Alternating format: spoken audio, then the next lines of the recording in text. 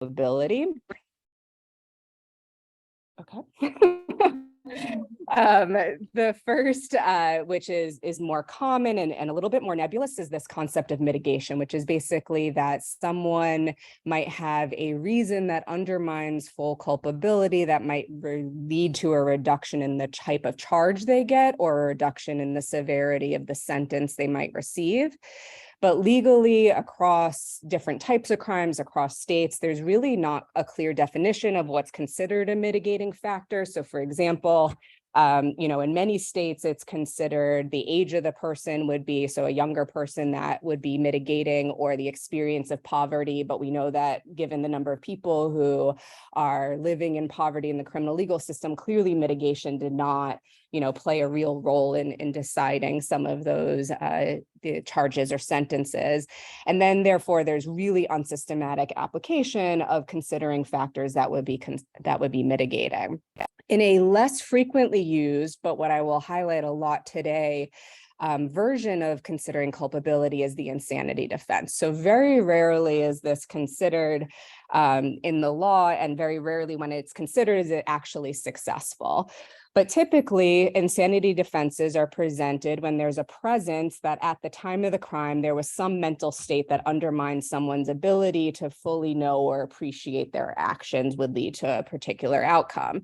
And so it's really key in all of the legal doctrines around insanity defenses that we're aware of the temporal period that we're talking about, which is just the time of the crime. And I will come back to why this is so important a little bit later. But at the moment that the crime was happening or leading up to the crime, was there a mental deficiency, which in some doctrines is defined as disease of the mind, others defect of reason or mental disease or defect? That then, as I mentioned, led to an inability to know the nature or the quality of the act or know that the act was wrong. So basically representing, did someone know this was against the law or morally right or wrong?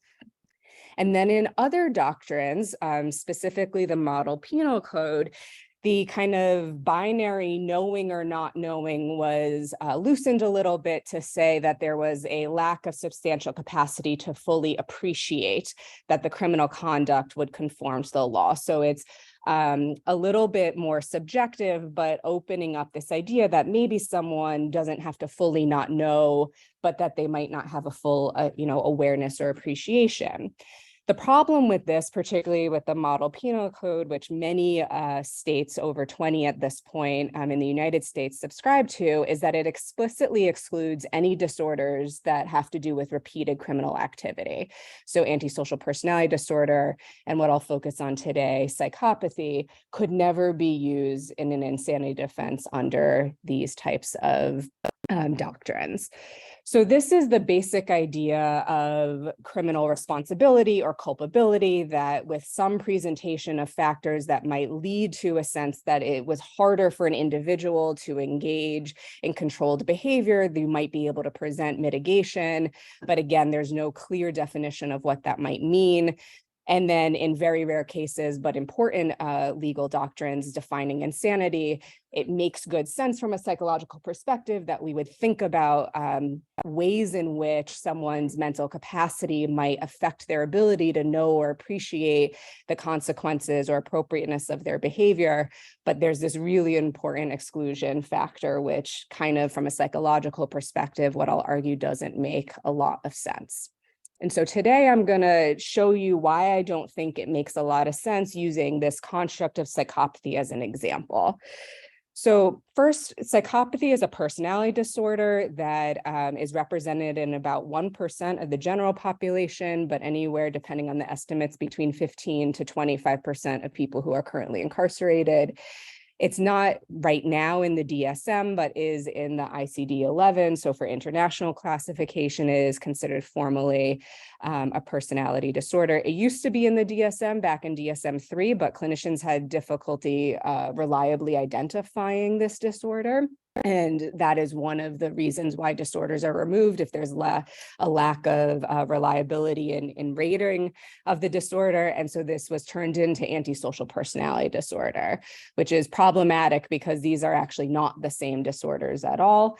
Psychopathy is represented by a constellation of 4 traits, essentially. The first are a set of interpersonal traits, which has to do with being really conning and manipulative, good at, sweet talking, getting what they want, really drawing people in a very kind of connected way. Like you want to talk to these people despite not always knowing what they might want from you, or even knowing that they've done, problematic things and they're perhaps have a history of conning, but yet you still feel so drawn in. So just to highlight this example, I'm going to play a clip from the ESPN documentary about O.J. Simpson. So O.J. Simpson, for those of you that are unfamiliar, was a football player, was on trial for potentially murdering his ex-wife and her friend. He was not convicted of that murder, despite most people believing that he actually did it, but basically getting off on technicalities. And then certainly subsequent to that murder trial, he committed a host of crimes, including robbery and assault. So he definitely has engaged in problematic behavior. But listen to how people talk about engaging with him interpersonally. When you're in his presence, he's taking you away from the sordid thought from listening to somebody to be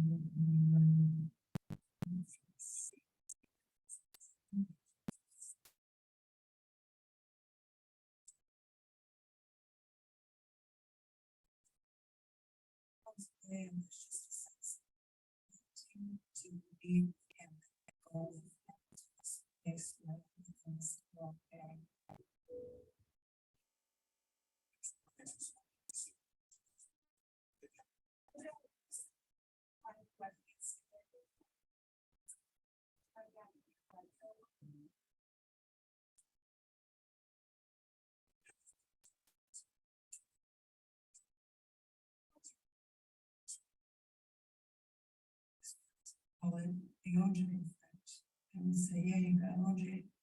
Being OJ is being not loud enough. that you feel after you've been in his presence.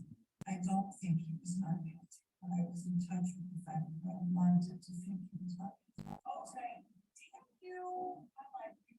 Thank you.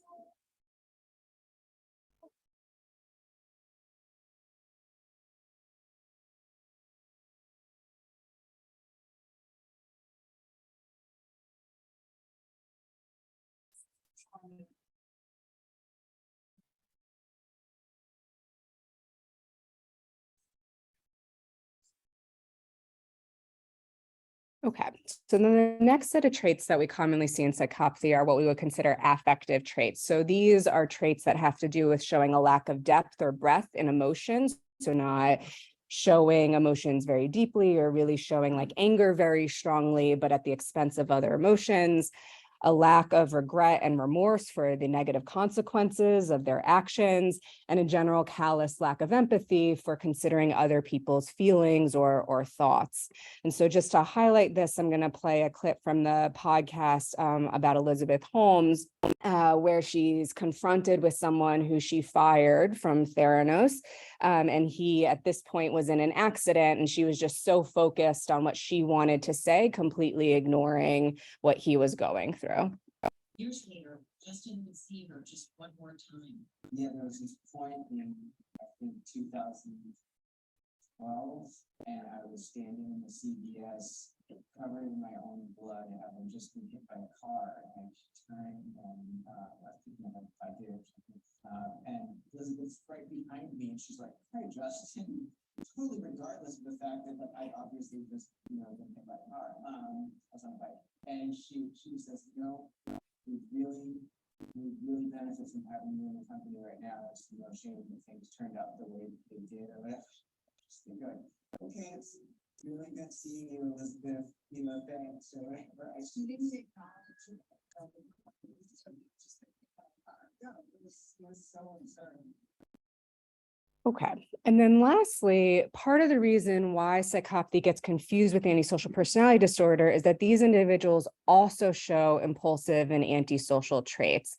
But there is some difference in the expression of these traits compared to antisocial personality disorder. People with psychopathy show both reactive and proactive aggression, so planned or premeditated aggression, as well as frustrated related aggression. They tend to kind of do things without planning, but don't necessarily report like high impulsivity in a classic like cognitive sense, or don't show impulsive responding on typical neuropsych tasks that measure impulsivity. So it's more of a like doing things for stimulation or to avoid boredom, but not classically the impulsivity that we typically think about related to antisocial behavior or antisocial personality disorder. And then people with psychopathy are very versatile in the types of crimes they tend to commit. So they're kind of the Jack and Jill of all trades when it comes to criminal behavior. It's not just one type of crime they commit, but a variety of crimes: fraud, assaults, perhaps murder, drug-related crimes. And you see the presence of these behavior problems starting very early. So, you know, in antisocial personality disorder, there's a requirement of having conduct disorder starting at age before the age of 16. With psychopathy, the trait is really beginning to look before the age of 12, and you often see the presence or emergence of these types of traits or behaviors, as we know from Becky's work, you know, even starting very young. You can measure it in age 2 or 3 years old. And so to highlight the expression of impulsivity and antisociality in psychopathy, I'm going to play one last video clip from the HBO documentary about Robert Durst, who was a very wealthy man coming from a New York City real estate family. And for those that don't know, he was on the run for potentially murdering his landlord. And he's then in this scene caught by the police, and you'll hear how he was caught. It was always piecing together in shreds of information. It was hazy, but it began to tell a story about this guy who, of course, was an enigma.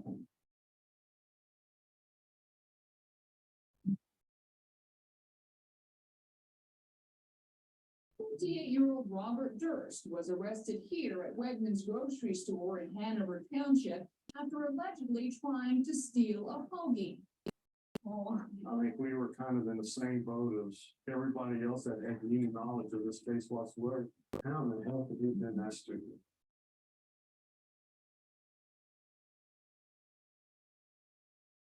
He just kind of got cold, but all the color ran out of his face and just stared at me, and he said, "I'm going to say in another word until I speak to an attorney." Police searched his rental car outside and found 2 loaded guns, some marijuana, $38,000 in cash, and an ID for one Morris Black. Why would a guy with $520 in his pocket and $37,000 in the trunk walk into a Wegmans and steal a sandwich? Okay, so that last question, I think, perfectly represents the confusion that people in general, and particularly the law, has about individuals with psychopathy. It seems like they are just engaging in behaviors for the sake of it that make no logical sense. So therefore, they must have control. They must be doing this in a way that seems very deliberate. Before I highlight why I think that's problematic, I just want to be really clear throughout this talk what I'll be talking about when I mean psychopathy. I am talking about people who have a combination essentially of what is referred to in the literature as factor 1 and factor 2 traits. So they are presenting these interpersonal and affective characteristics as well as the impulsive and antisocial. And this is really important both from a phenotypic and etiological perspective. Just on the phenotype level, if I just look at the interpersonal or the affective emotional traits, it really overlaps quite substantially with narcissistic personality disorder, particularly the grandiosity or the lack of empathy. But we don't tend to see the same types of behaviors being associated with narcissistic personality disorder. Similarly, if I just look at factor 2, the impulsive antisocial traits, that overlaps quite substantially with antisocial personality disorder, or what we broadly refer to as externalizing. So if I'm just measuring being impulsive or engaging in criminal behavior, I don't really know if I'm talking about people with psychopathy or people with antisocial personality disorder. And why this is particularly so important, which I won't get into this talk, but I'm happy to answer questions about, is that the mechanisms that contribute to behavior for psychopathy and contribute to behavior for antisocial personality disorder are nearly opposite or completely distinct. So on the behavioral level alone, I think they are not the same thing, but on the mechanism level, they're quite different. And so we might be conflating two disorders just by looking at a subset of the traits. So throughout today, I'll be talking about individuals who really are representing both of these types of characteristics. And from a legal perspective, why I'm focusing on them is the fact that they are overrepresented in the legal system, as I've mentioned. They tend to commit more types of crimes, as I've already mentioned, and at higher rates than other people who engage in criminal behavior. They also tend to use lots of types of substances, although are not as severely addicted to them as people with antisocial personality disorder. So it kind of fits the like impulsive, I'm just going to try whatever is in front of me style of substance use. But what that means is then when they enter the legal system, they're often referred to treatment because they have the presence of what the law would say is something that they could intervene on, which is the substance use disorder. However, as I'll get into later, the treatments that are given, particularly in the legal system or for people with psychopathy, tend to not be effective or even match the types of problems they have. And then the combination of their repeated criminal behavior, their referral typically unsuccessfully to treatment, and the variety of other costs associated with processing these individuals in the legal system leads psychopathy to disproportionately account for the cost of crime. Okay, so we know that people with psychopathy are overrepresented in the legal system. We also know that how they are currently treated in the current legal system is not in line with how we would consider their problems to be manifested from a psychological perspective. So in the law, psychopathy is not considered a serious form of mental illness. What would be considered a serious form of mental illness might be something like schizophrenia or bipolar disorder, post-traumatic stress disorder, but any personality disorder like psychopathy and even substance use disorders do not qualify as SMI in the law or serious mental illnesses. So that means rarely, even just based on that, would it be considered in a discussion related to culpability of crime. And as I've already suggested, in some legal doctrines, it is explicitly excluded from being brought up. Sometimes, because of the types of behaviors, the evidence that there is some genetic heritability and certainly some differences in cognitive emotional processing, psychopathy is considered a mitigating factor. But it's very inconsistent, partly because lawyers typically try to avoid bringing up psychopathy as much as possible because most juries, if cases go to a jury, and judges see psychopathy as an aggravating factor, something that increases the culpability. So if it's brought up at all, it's inconsistent in whether people will actually see it as mitigating or aggravating. And so what I want all of us to consider together is how our knowledge base about the mind and what psychopathy is and what contributes to the expression of psychopathy can challenge the positioning of this disorder in the law. So what do we know about individuals with psychopathy? Well, we know that they show pretty consistent disruptions in emotion processing. So there's evidence that these individuals show a reduction in the ability to process or recognize emotions. Part of the difficulty is it's not always there. So from a legal perspective, it's not a complete deficit. So for example, people with psychopathy do pretty poorly at identifying fear when fear is blended with another emotion. And like day to day, rarely are we walking around with a face like this. That is like 100% fear. Usually we're walking around with a face that's like a little bit afraid with maybe some surprise, maybe some calmness because we just did a mindfulness meditation or whatever. People with psychopathy have difficulty identifying these complex emotions, even though there's a dominant fear emotion, but they're accurate at identifying 100% emotions. So this type of evidence is used from a legal perspective saying, well, they know they can do it. So the fact that they can do it means that they must not have a full deficit. We also know that people with psychopathy show deficiencies in amygdala, so a region of the brain that's very important for fear processing, for noticing salient information in the environment, and ventromedial prefrontal cortex related to moral reasoning. So again, the difficulty is these deficits are not always present. And so from a legal perspective, even though the ventromedial prefrontal cortex might show differences in activation when looking at moral scenarios, people with psychopathy can accurately identify that there was a moral violation or not. So what does the law do with that? Well, they say, again, they're capable, they know, so therefore they would not be considered under the typical insanity doctrines. And so it just seems that what happens in psychopathy is that how the brain processes information is different, but not that it undermines full knowing. So we have some evidence to suggest that, in fact, it does undermine full knowing, that just because you can say you know something explicitly or outside the moment of the crime, you can identify what is right or wrong, doesn't mean that at that particular moment, people were able to fully process or capture information. So this is one study that just collected people who are currently incarcerated, over 1,000 individuals, where we brought a mobile scanner to one of the prisons. And it's just a resting state graph analysis. So this first slide that I'll show you is just looking at hubness, which is basically what region of the brain is central to emotion processing.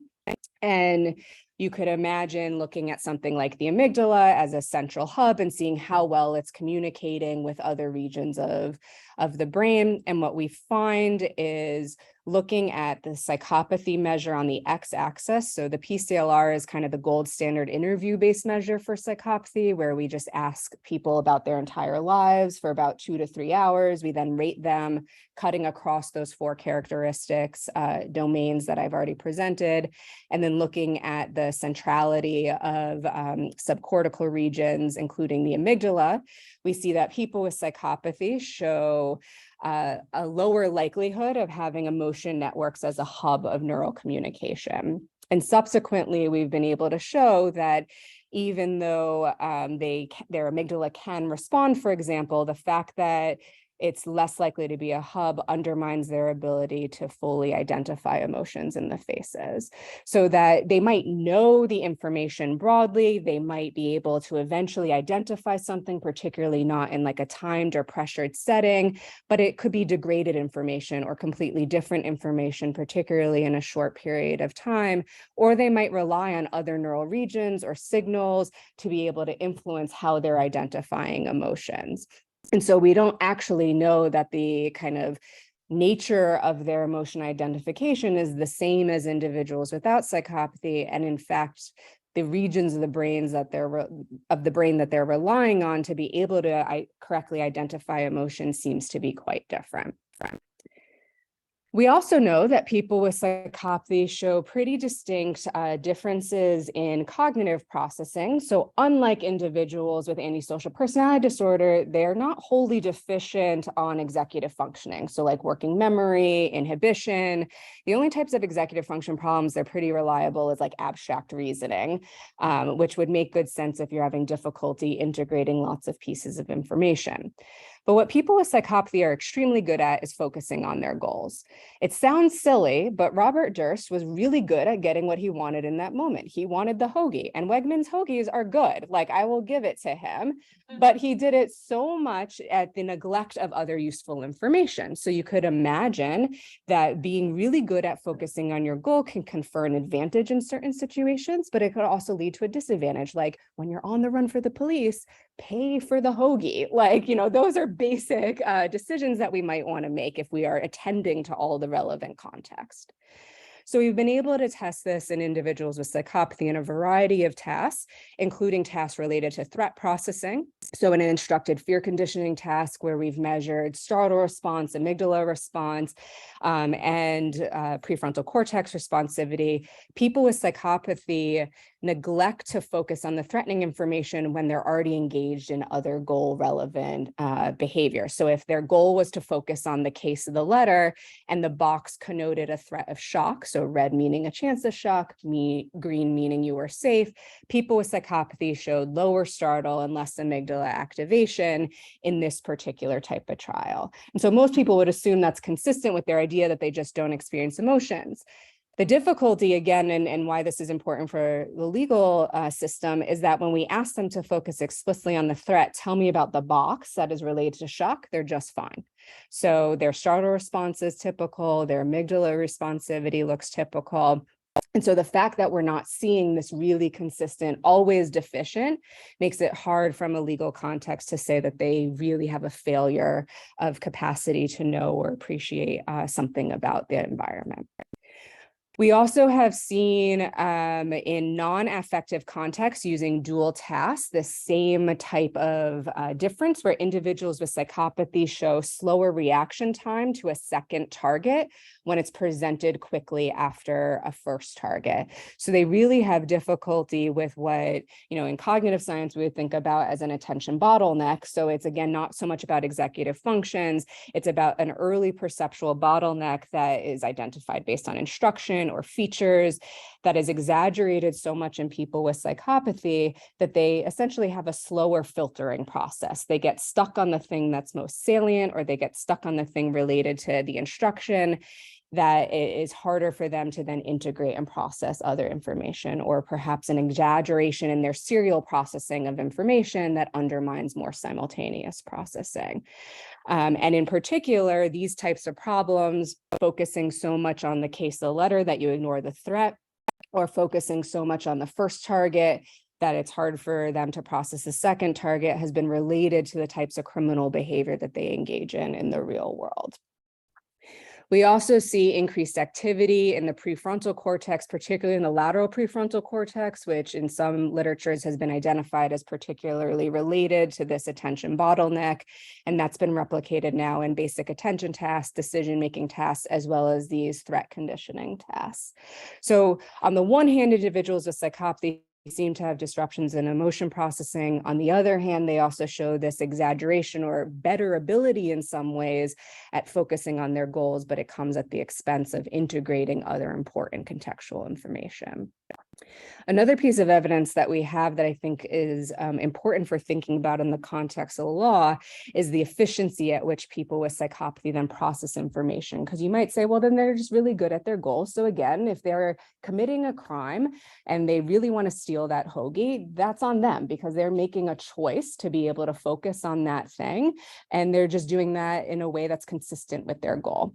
Well, what you could argue, though, is they perhaps have not had a full representation of all the relevant information in the moment to make a balanced choice. And so one way we looked at this using that same sample, first looking at resting state, was the efficiency of neural communication. So you could imagine an inefficient path that's more line-like, where this region is communicating with this region and so on through a line like this, much like the game of telephone.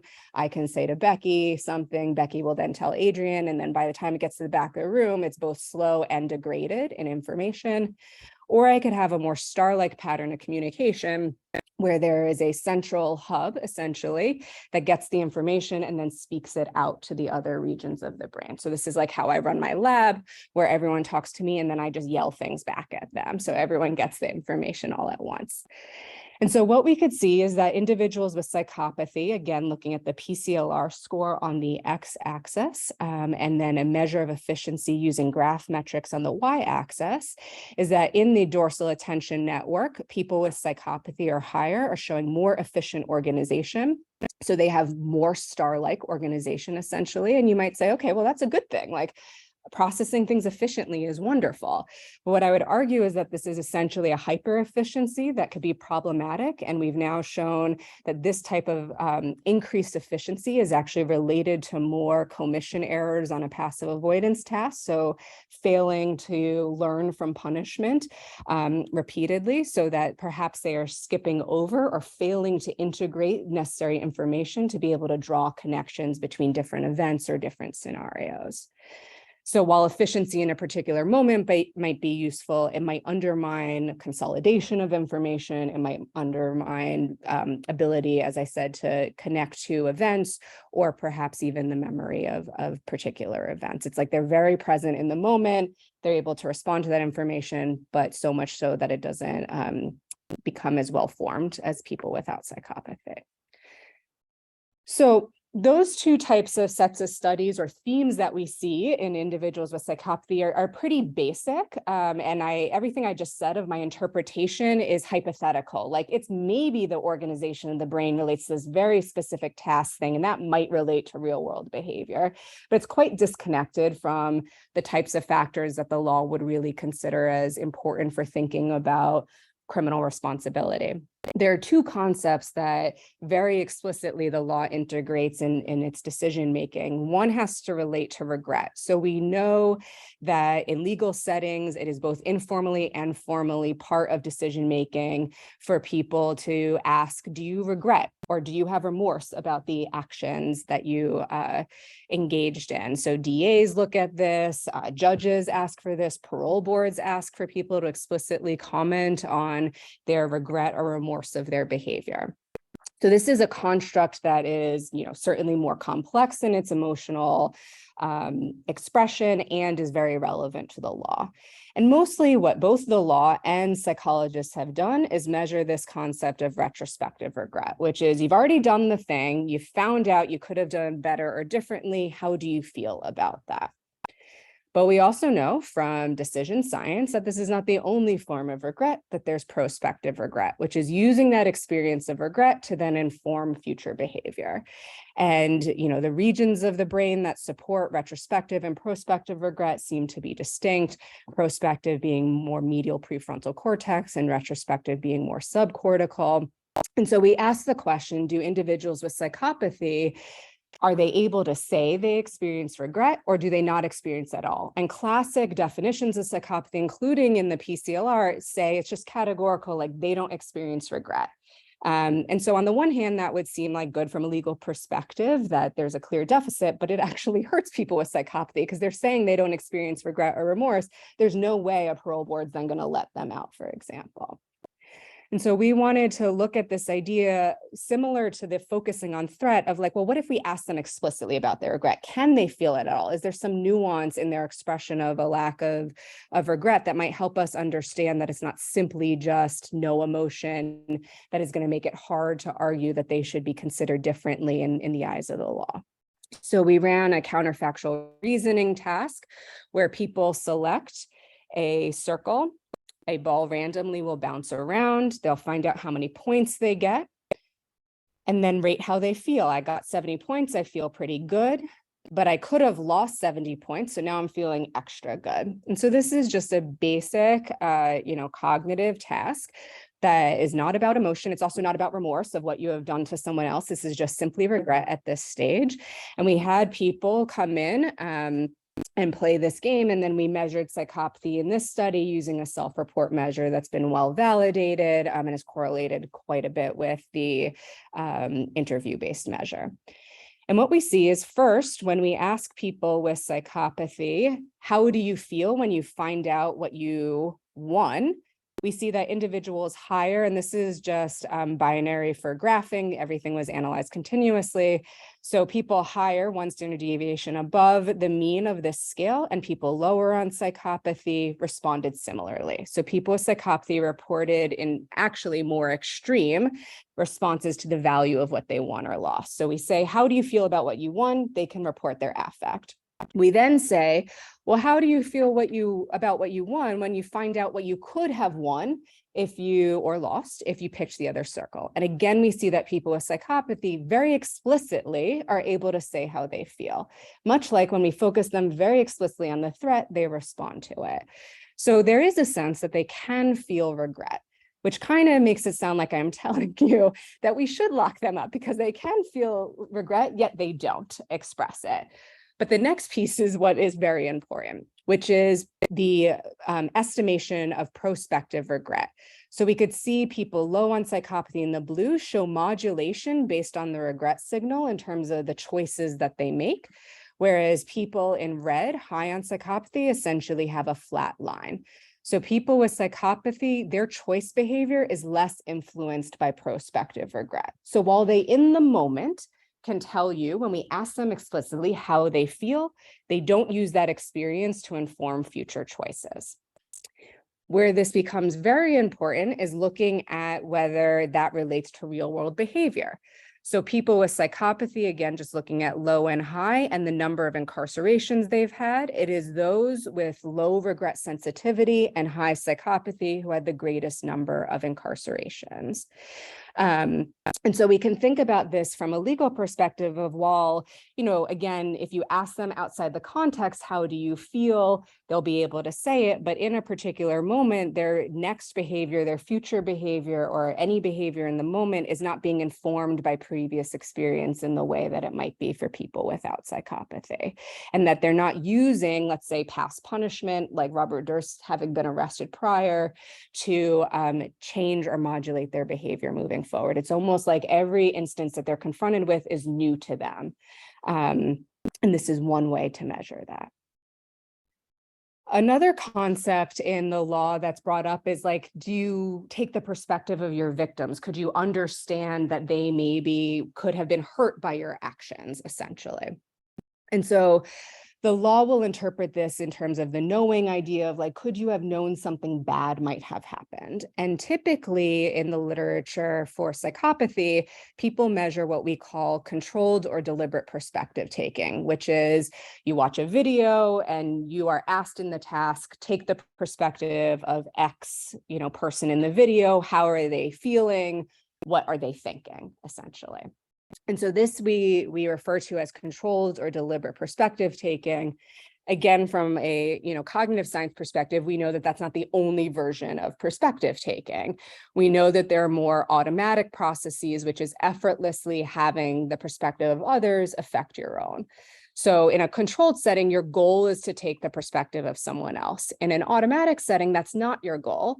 But given that we're social beings, we automatically often take on what other people might be thinking, or at least try to. So like in this moment, my goal is not to actually take your perspective, but seeing someone nod along or seeing someone look really confused or someone fall asleep might modulate what I am saying or doing or how I'm saying it. And that's more of an automatic process. So most of the research in psychopathy focused only on the controlled amount or the controlled type of perspective taking, and typically showed that people with psychopathy have no problems with this. And so then again, that contributes to this legal conceptualization of like, well, they're able to do it. So there must be agency in everything that they're doing that would not undermine culpability then. But the question is, do they always show perspective taking? And again, day to day, we are not actually deliberately walking around taking everyone's perspective. So is that really like the best measure of perspective taking? And so we ran an avatar task. This is in a sample of incarcerated individuals where the avatars were matched. This was an all-male sample. The avatars were matched based on race, and also they are wearing the same types of jumpsuits that the people in the prison wore, because we know that perspective taking is very sensitive to in-group and out-group biases. So we know that in the controlled setting, we ask participants to take the perspective of the avatar. So it always said he on the screen, and then it showed a number, and then it showed the avatar looking at dots, essentially. And the question was, yes or no, can he, the avatar, see a total of 2 dots in the room? So yes or no, can the avatar see 2 dots in the room? Yes, okay, thank you. I was getting concerned for a second. Okay, so that's the controlled. I'm deliberately asking you to take the perspective of the avatar. The automatic condition is now you're taking your perspective. So you're told you, then you're shown the number, and it's the same question, yes or no, is the total number of dots you can see in the room 2? Right. So we are all generally pretty accurate at this task, except we tend to be slower in a version like this, where there is a conflict between what the avatar can see and what you can see. So even though you're able to say no very quickly, if your view and the avatar's view is the same, you would be much faster. The fact that your view is incongruent with the avatar's view, we slow down a little bit. So it's not about accuracy, but it's about the speed of processing. How much interference is created by the fact that the avatar has a slightly different perspective than you. And so this measures automatic perspective taking. So we have the psychopathy score on the x-axis, and then that measure of interference, the difference between you and the avatar's perspective in milliseconds on the y-axis. And what we can see focused first on green is that in the controlled or egocentric perspective taking condition, people higher and lower on psychopathy perform very similarly. So much like all the other previous studies that looked at controlled or deliberate perspective taking, people with psychopathy are just fine. In the condition where it said take his perspective, people with psychopathy were as fast or as slow as people without psychopathy. But what we see here in the blue line now is that people with psychopathy showed significantly less altercentric interference, meaning when they were taking their perspective, they were less influenced by the avatar's perspective. They were more efficient at processing, which is great for them. But you could imagine how this could be really problematic. They're only focused on their goal, so much so that they skip over the fact that there could be, less so in this task, but in the real world, other relevant information that they should be attending to. So while they could deliberately engage in perspective taking, they seem to show a lack of tendency to automatically take the perspective of the avatar. Very importantly, looking at the psychopathy score and the number of assault charges, which is an interpersonal crime involving connection with other individuals, it was those who were high on psychopathy and had low altercentric interference, meaning less automatic perspective taking, who had the greatest number of assault charges. And this was only related to interpersonal crimes, not like property crimes or anything that didn't involve another individual. And so what this seems to suggest is that individuals with psychopathy can represent information very efficiently and effectively when it's goal conducive, and they could ignore it essentially when it's not. So what I would argue, though, is when we think about mitigation and insanity, is that if someone's brain tends to process foundational information, like basic information to attend to, emotions in a different way, if we look at the efficiency data, that they're actually like seeing or processing information at a different speed, and they have a disconnect between what they did, for example, in the regret study, and what they're doing, the prospective regret, is it possible that at the time of the crime, at the moment they're committing the illegal act, that they haven't actually fully known or appreciated how their behavior was appropriate or not? Yes, you could ask them 6 months later when they're sitting in the police station, do you know that this was illegal? But that's not what the legal doctrines are asking about. It's asking about at that moment, did they have full access to this information? And I think the data that I provided a brief overview would suggest that they have a very fractionated view of the world, that they might not have all the information accessible to them at any given point in time. And then that could relate to disruptions in their capacity that reflects a defect of reasoning. Again, it's not so much about the deliberateness. We see that they can do it, but the deliberate, explicit questions are not how we go about the world day to day. As I've already said, you don't walk around focusing on your emotion all the time, unless basically you're in therapy. That's the only time emotion is your goal. Every other time, emotion is just informative to you to then complete another task at hand, or taking someone else's perspective. Very rarely is that our explicit goal. And so there is a version that they don't have a full sense of reasoning because, again, at the time of the crime, they're not attending to and integrating all the relevant information.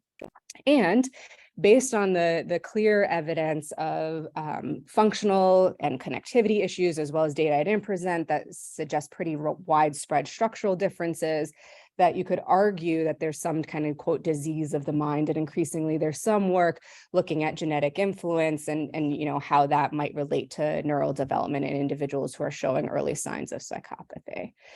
And so I think from a legal perspective, we have to distinguish really knowing right from wrong outside the context of crime, from the moment of the crime, from knowing right from wrong when you ask in a much later point. But from an insanity perspective, it only matters about what's happening at that at that time.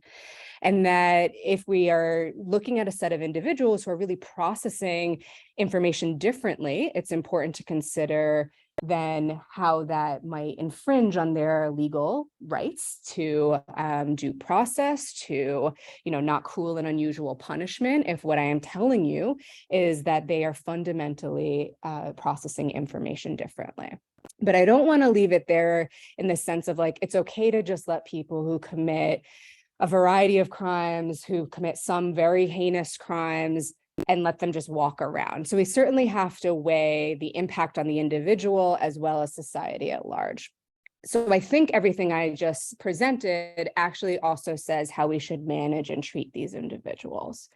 So the other reason why I think it's important to rethink this is not just so much from the defense stage or early stages of the legal system, but once these individuals get into jails and prisons, how we handle them currently is ineffective. So individuals with psychopathy spend the most number of days in segregation or solitary confinement.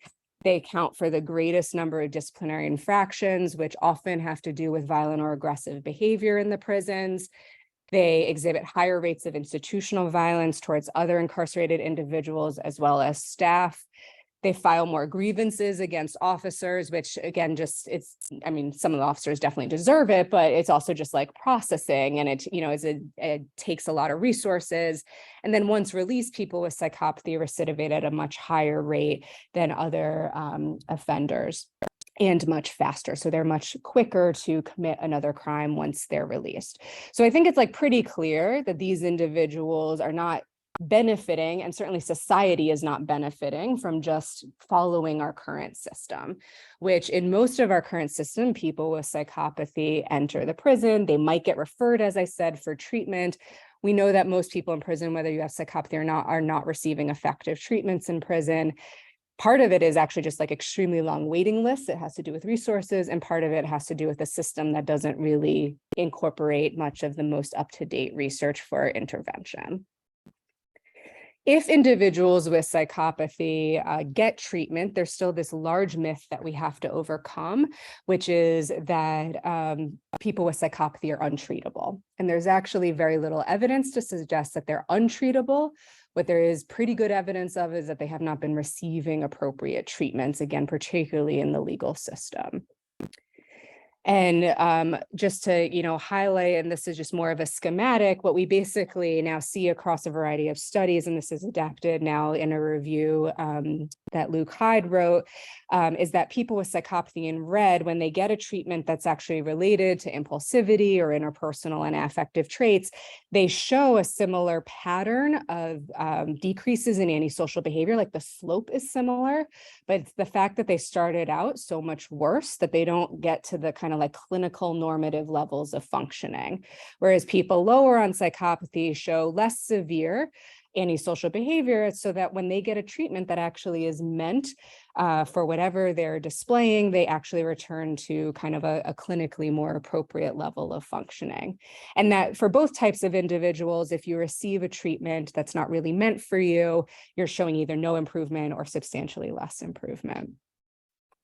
But I just showed you a bunch of data that we've now developed in our lab and in others for decades at this point that says we actually have a really amazing sense of what's going on in people with psychopathy in terms of how they process information.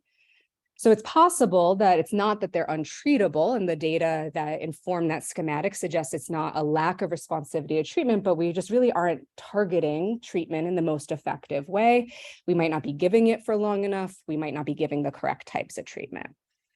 So we have developed a type of treatment that helps understand individuals with psychopathy from a mechanistic perspective, that helps train them on attending to contextual information, whether you believe that it's because they can't access emotions or it's because of the cognitive processing piece.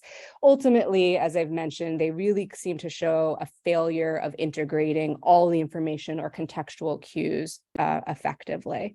And so I'm just going to show you data from the first published version. We've now replicated it and followed individuals in the community, which I'm happy to talk more about. So this is a cognitive remediation treatment. So it's not an explicit therapy where you're talking to a therapist, it's playing computer games.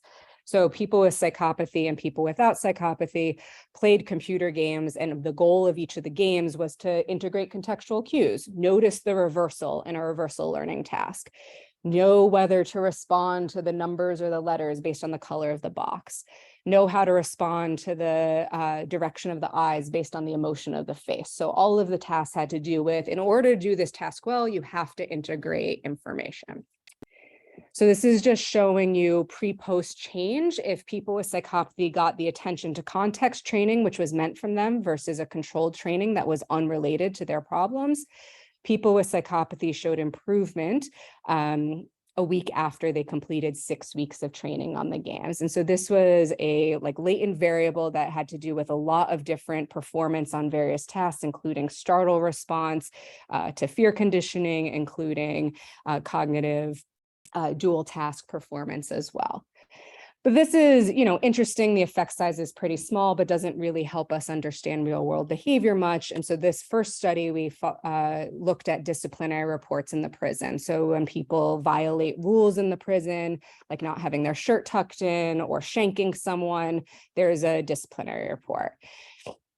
And so we looked 2 months before and 2 months after the 6 weeks of training, and people with psychopathy who received their deficit match training, so the attention to context training in white here, showed fewer conduct reports. And what I'm displaying here is actually also lower severity of conduct reports, because whether you get a conduct report or not is a little bit political. Like, it just depends on who the CO is or the officer is on the unit, what mood they're in that day. But it's a little bit harder to kind of completely make up the severity. So whether it's like a shanking versus not a shirt tucked in, it's harder to, completely make that up. And so we see that people with psychopathy, only if they got that attention to context training did they have less severe conduct reports. So if they got one, it was more for not standing in line or not having their shirt tucked in rather than something more aggressive or violent.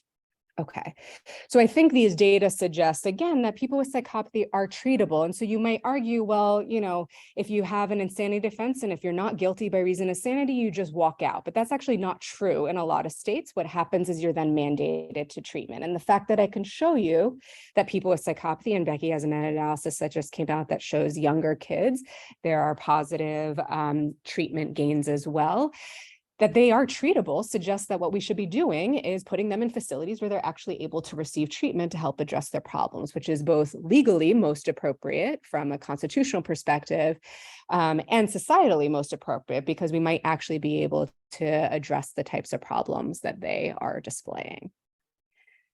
So just very quickly, hopefully I've demonstrated that psychopathy is a very costly syndrome, not only in terms of financial costs, but in terms of the implications for society and well-being, that these individuals actually don't seem to see or interact with the world in the way that other people do. And we have evidence of that at several levels of analysis, and that all of that is super informative for then challenging how we understand people with psychopathy in relation to the law. And knowing that their behavior is changeable, even from 6 weeks of playing computer games, really helps redefine what we could be doing, so that it's not just a societal harm to release these individuals, and that they really have to be managed and treated appropriately. And that currently our handling of people with psychopathy, again, I believe is unconstitutional, but also only hurts society. We see the evidence both in terms of financial and emotional costs. So thank you all for listening. I'm happy to answer any questions. This is my current lab and, all the people who funded all of this research. And thanks again.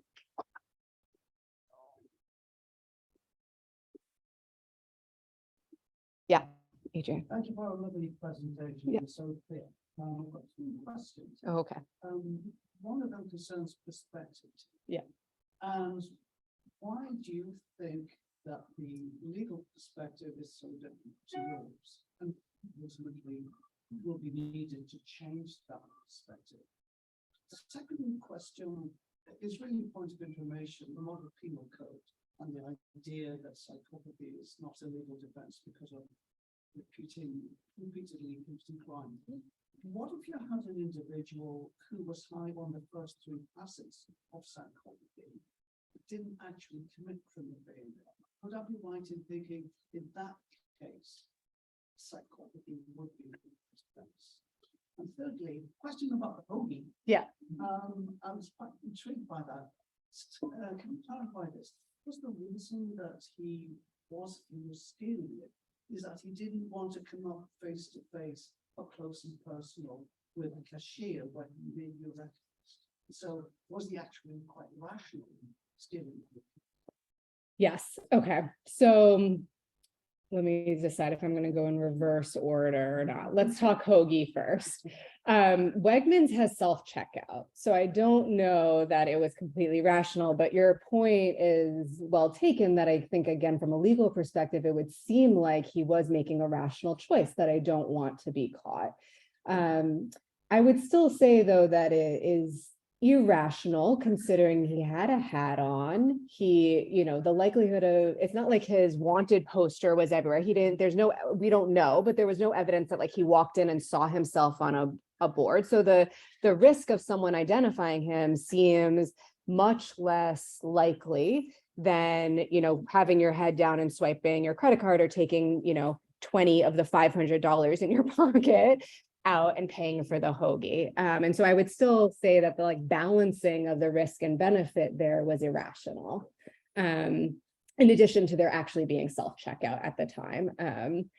So in terms of the second question about, you know, why there is perhaps such an inconsistency between how I'm thinking about these legal definitions, I mean, other people have written about this, but that I think the law intended to try and incorporate science even when it was initially written, but it's still imbued with like moral ideas, essentially. And the what I would say is largely driving a lot of the legal decisions is still what we consider morally acceptable or not. And then it's using these vague scientific terms that are not well operationalized. And so I actually don't think what I'm saying is inconsistent with what the law maybe intends, but I'm just operationalizing like a scientist variables a little bit more specifically that then opens up avenues for how the law can use science more appropriately. So I think it's more in the like application of the law, which we know is, you know, inconsistent because the terminology is vague, essentially. So I also think there's a piece of a lot of legal actors not being well educated on the science because they're well educated on the law or other things. You can't know everything. But anytime I've talked to lawyers or, you know, judges about this, it's like once they find out the science, they're perfectly willing to accept it. It's just that's not been part of their education. And so they're asked to make decisions about these constructs or these ideas without necessarily knowing all the information. And that once you bridge that gap by including some education, by saying this is exactly what I mean by these terms, you're using this term, I'm using this term, they actually mean the same thing, but I'm defining it in this way, there seems to have been a closing of the gap somewhat. And we've seen this particularly less so with psychopathy, but in like juvenile justice system. I mean, a lot of the most progressive, I think, legal decisions have followed from the increase in application of science, particularly neuroscience, to informing the law. And it really comes down to redefining what we consider an age that would be appropriate for having some agency or rational decision-making. What does the brain do and how is it still developing? I mean, all of that is in now the, you know, legal writings from Supreme Court decisions about you know, juvenile behavior. So I think there is a path forward and it just comes to being really clear. And I will say in the psychopathy field, I think we did ourselves a disservice by having so much infighting about what the actual cause was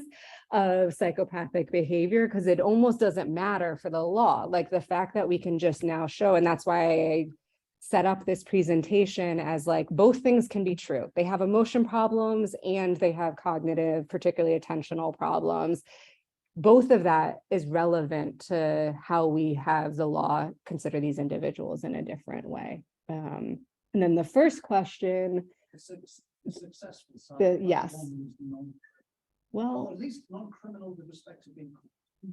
So yes, so the non-criminal with respect to being caught, I don't think they still would qualify for insanity defense, because even like narcissism is considered not a serious mental illness. And that seems to be what most people in the legal setting would define as like a qualifying disorder.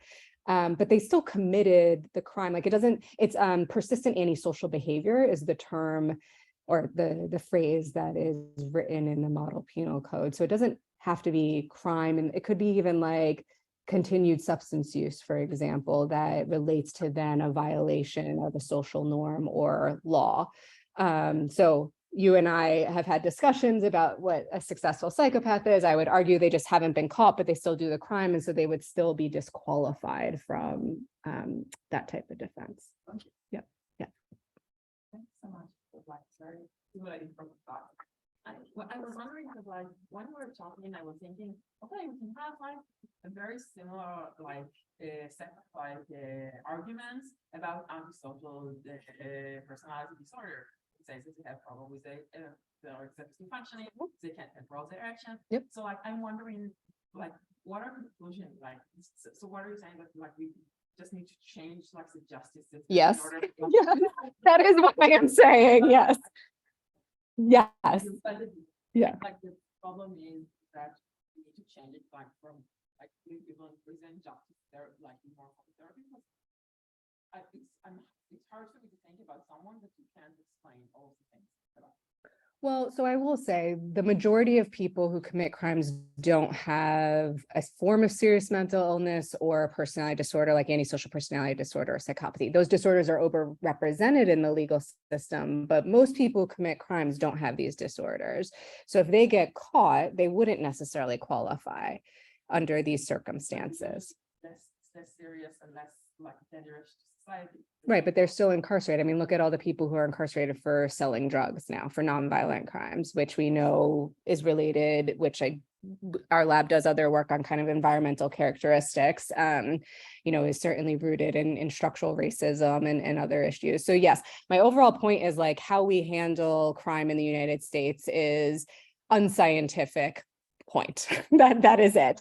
And what I would say is our science can contribute to different avenues for handling individuals. So for a subset of individuals who have these types of personality disorders, who are showing these types of cognitive affective dysfunctions, they should be in a forensic mental health setting. And that forensic mental health setting should be delivering types of treatments that are specific to the needs of the individual. And we've seen in other countries this model work well. So the Netherlands has forensic hospitals where it, on the whole, is much better. I hesitate because that country is also set up quite differently than the United States. So it's a little bit hard to have clear comparisons. But then, there's a whole discussion we could have around how neuroscience generally, for example, would undermine the use of prisons for people who don't even have a personality disorder, but just who committed a crime, because we know the ecology of prisons can undermine healthy neural development. And so that is a policy level way that we can use neuroscience, for example, to say how we currently set up our penal system is problematic and is also, a constitutional violation. That is, different ways to use the science at different stages for different individuals. And so I think what up is Lovely, I'll sleep his head. Okay. Is that a very, very small segment of people would actually probably end up qualifying or being in what we would currently consider a typical prison setting if we actually had a scientifically informed justice system. And I don't think that's such a bad thing. So it's Marty Seligman is online. Okay. Just tell him to go ahead. Do you want to go ahead and ask your question?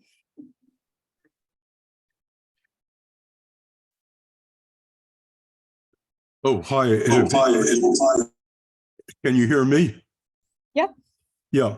Well, I'm happy to see this kind of science, and I think it does inform jurisprudence, but I see it as going in exactly the opposite direction about mitigation that you see. So the science that you've outlined describes for me a relatively incorrigible, recidivist, and to use common terms, evil and mean person. So for me, this kind of science goes in the direction not of mitigation, but of aggravation. These are the people I really want to be put away when they commit a crime, compared to the people that don't have that profile. Yes, I think that that is a common view. And I do think that it is hard to ignore the kind of sense that some of these deficits that I described, particularly like the cognitive affective components, are, permanent or hard to change. But the incorrigibility piece, I think, is undermined by two pieces of evidence. One is looking longitudinally, particularly starting earlier in development and into adulthood. We see a decrease in these behaviors, whether it's broadly antisocial behavior, but even psychopathic traits, even without intervention. Yeah, So there is. I said relative incorrigibility relative to non-psychopathic individuals. Right. So then the other piece that I think is important, then I'll come back to the relative piece, is also that if you give appropriate treatments, there is improvement.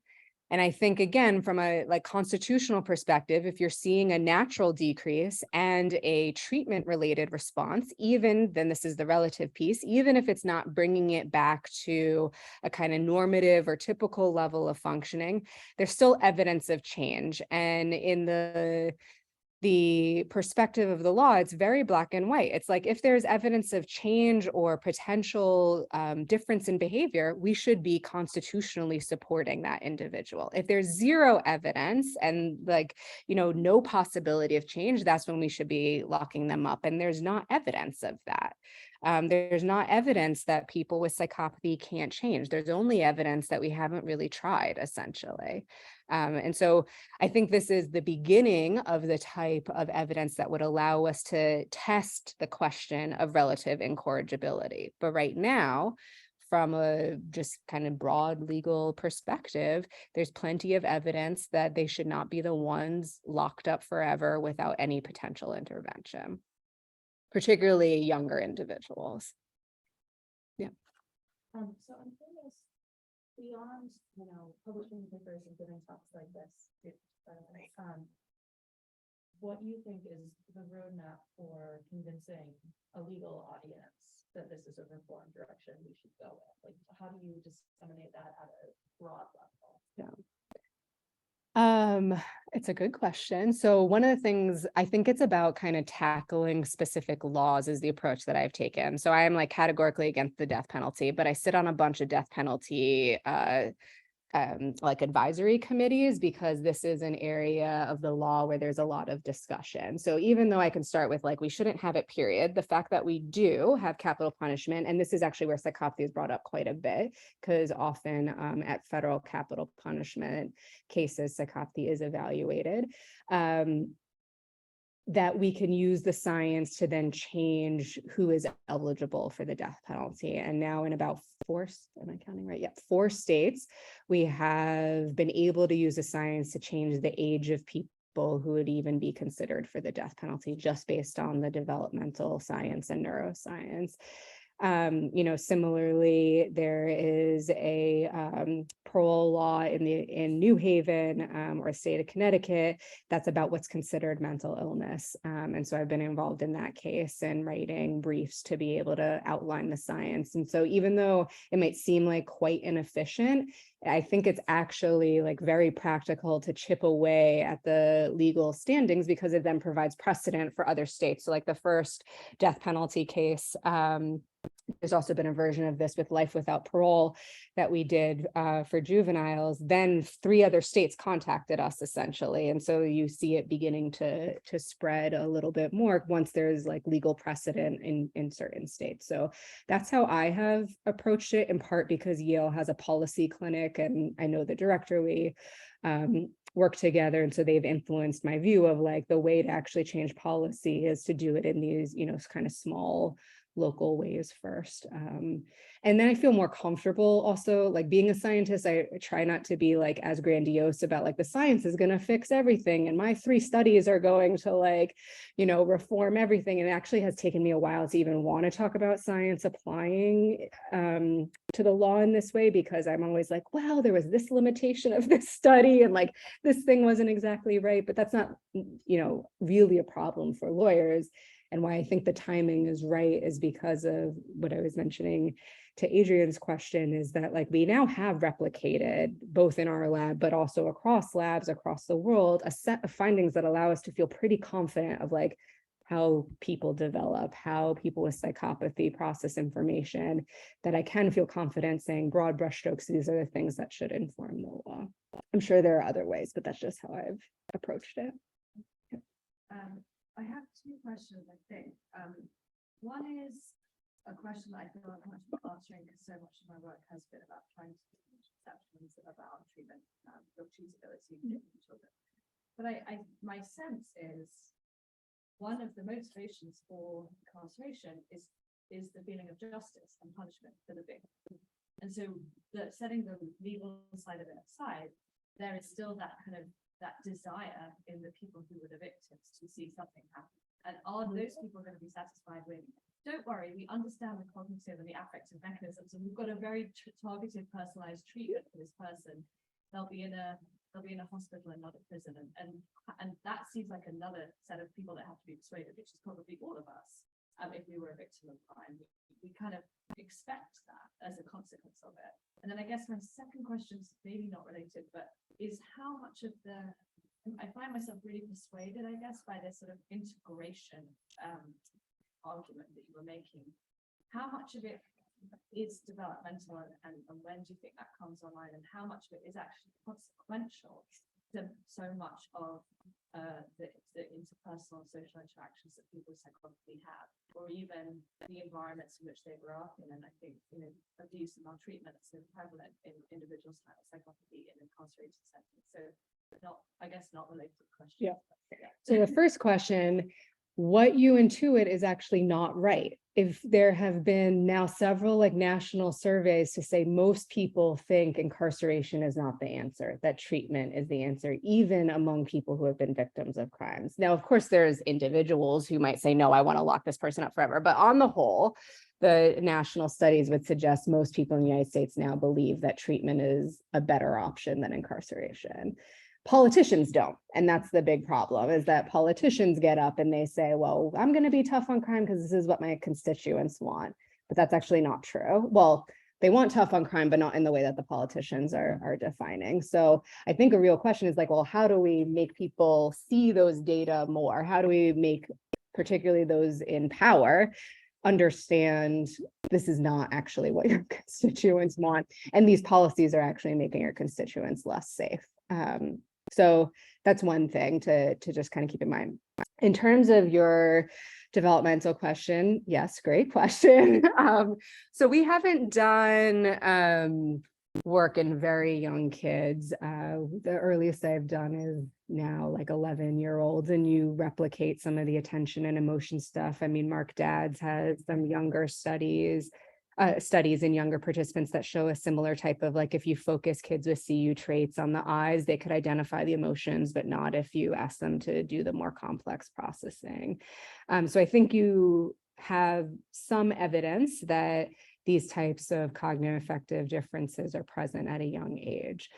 How young, whether people are born with that, whether it's a, both cause and consequence of the types of things they experience, I don't know. My guess is it's the both answer, that, and you have data, even just behaviorally, showing like the bidirectional relationships between a kid who has CU behaviors and a parent showing lower warmth, and the lower warmth parent then increasing the CU behaviors. And my guess is that there's probably some reinforcement of that at a cognitive affective or neural level as well.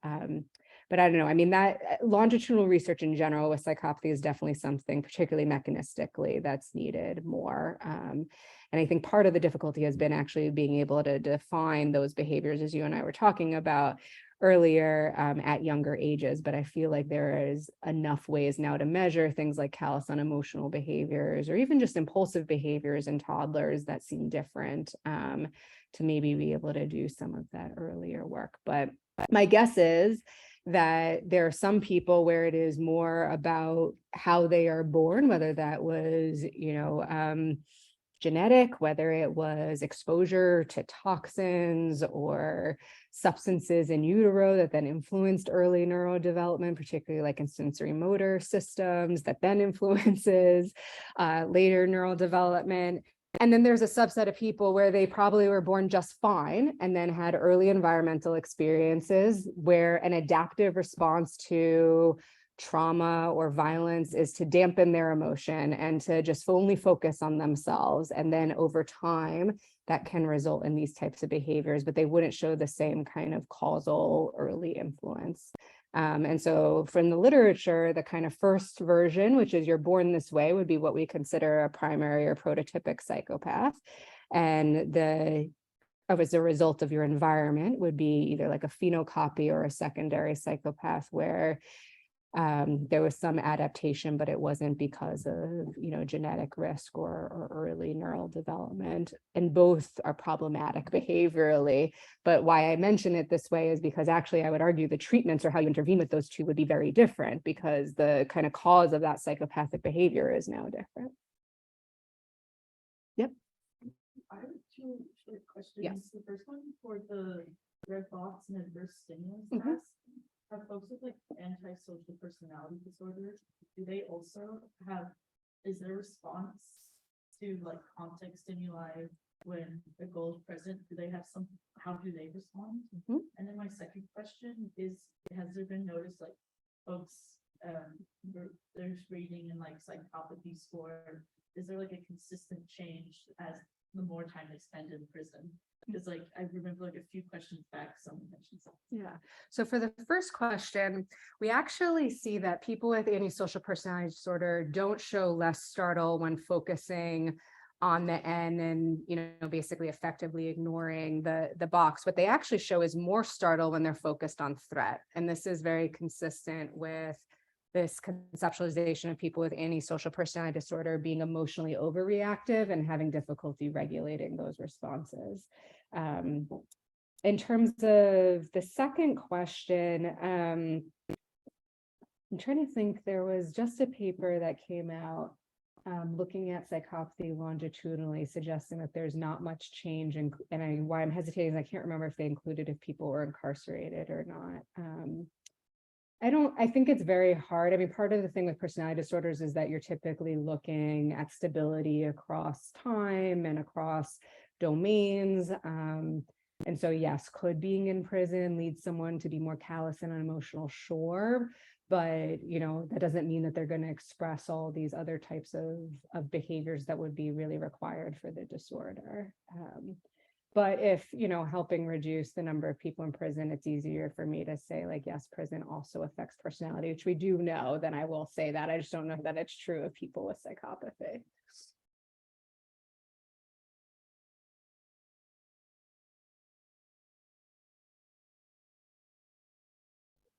Done? Great. Thank you all.